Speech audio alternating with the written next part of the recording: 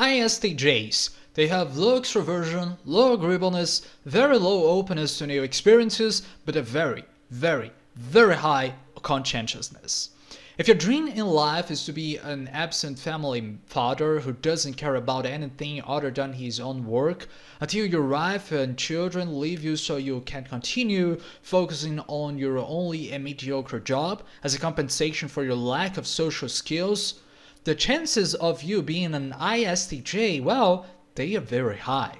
In fiction, some characters with this type are like Sheldon Cooper from The Big Bang Theory, Detective Long from Monster, Mikasa Ackerman from Shingeki no Kyojin, Rei Ayanami from Evangelion, and several other characters who have the same charisma as a stick or stone or just a door. Some strengths of this type are their loyalty. If you have an ISTJ as a friend or a partner, you will probably have them for the rest of your life.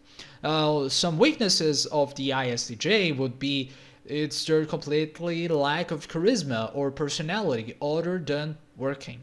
Their lack of concern for the affections of those around them, caring much more about what they themselves evaluate as right and wrong, good or bad, becoming blind to giving any support to other people other than financial or service support, which tends to be the love language of the ISTJs. As a dominant function, introverted sensing or SI manifests as a powerful memory for what worked well in the past and the desire to structure life around traditions and the positive outcomes of things that they have already happened. Sometimes these are people who like to conform to hierarchies and respect things as they were, hoard the past and constantly remind themselves of the experiences they had before. The dominant SI monologue will be, I prefer to plan most of my life around the traditional or tried and true methods of doing things, as they have proven to be the most reliable ones. Next, as an auxiliary function, extroverted thinking TE is a function that the ISTJ should be most concerned about. It is their ability to listen to what other people around them are saying, thinking, or just feeling. Through this function, the ISTJ is able to offer their work, servers, their physical effort, or even their money to other people, according to the needs or desires that these people have. The auxiliary TE monologue would be, now that I have determined the best or most reliable course of action, I will put it into motion using the most direct method available to me. Moving on to FI, or tertiary introverted feeling, is an emotional judgment function which creates a certain affection and makes the ISTJ create their own moral code to justify the actions they are taking. For example, the tendency to work so hard that they forget about their children is justified as I'm doing this for my own children. Without caring about offering emotional support to them, for example, ISTJs end up focusing only on what they believe is right and can close themselves off to what other people think because of this, and live only on their own words of what is right and wrong. The FI tertiary monologue would be, I must stand by my values and morals at all costs, even if doing so is unpleasant. I must not compromise, not even in the face of Armageddon.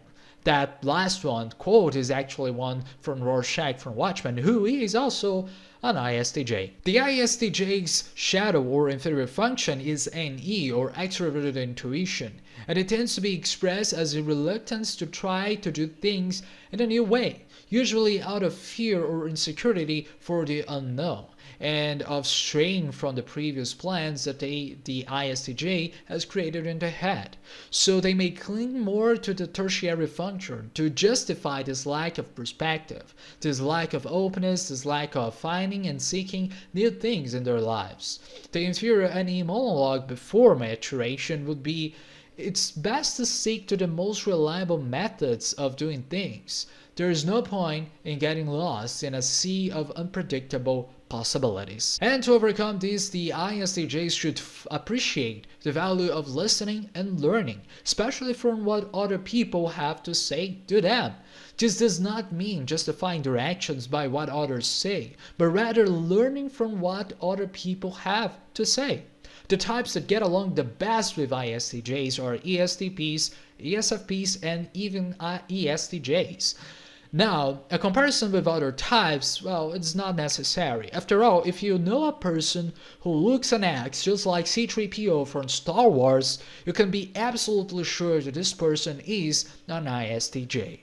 Some other examples of ISTJs in fiction are, for example, Violet Evergarden from Violet Evergarden, Kratos from the new God of War series, or literally that android robot from Detroit Become Human. And what about you? Are you a normal person or an ISTJ?